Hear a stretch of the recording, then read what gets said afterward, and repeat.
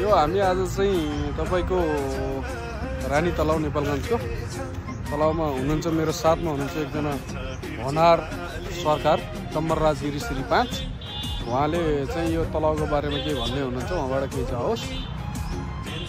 रानी तलाउ भनेको नेपालगञ्जको एकदमै प्रख्यात छ, एकदम राम्रो छ। यहाँ धेरै टाढा टुरिस्टहरू मान्छेहरू घुम्न आउँछन्, एकदमै राम्रो छ। यहाँका धेरै पुराना चिजहरू पनि छ यहाँको, त्यही भएर धेरै नै विख्यात छ।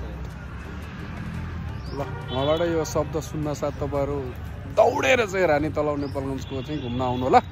हामी चाहिँ आजको भ्लग चाहिँ यो हाम्रो तर्फबाट रानी तलाउको चाहिँ क्लियर।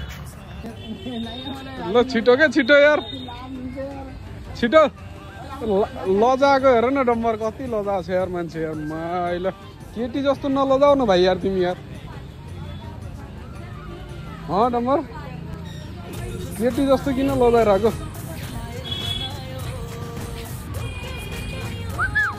केटी जस्तो किन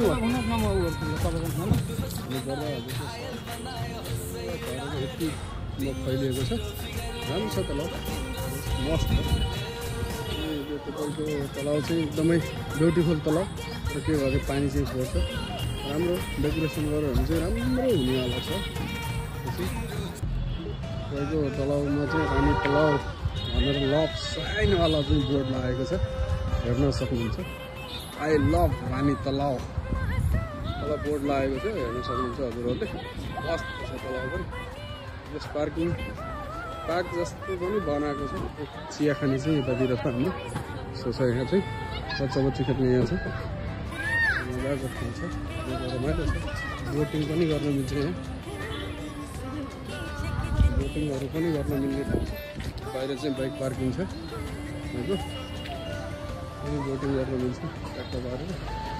तपाईँको राम्रो छ रानी तलाउ नेपालगञ्ज उपमहानगरपालिकाभित्रको छ। पानी चाहिँ फोहोर छ तपाईँको, तर बोटिङ सोटिङ गर्दा रमाइलो, एकदमै रमाइलो आउँछ। एकजना रानीको मूर्ति छ, हेर्न सक्नुहुन्छ मस्तले। रानीको मूर्ति चाहिँ यस त चलाउन सक्नुहुन्छ तपाईँ? म त चलाउन सक्दैन यो, तर सकिन्छ जस्तो छ हो। के छ रानीको मूर्तिको बारेमा केही जाओस्? यसको बारेमा खासै मलाई आइडिया भएन, म पनि हो त्यही भएर हो। ल ठिक छ, त्यसो भए हामी हाँस वाल छ हाँसको चित्र।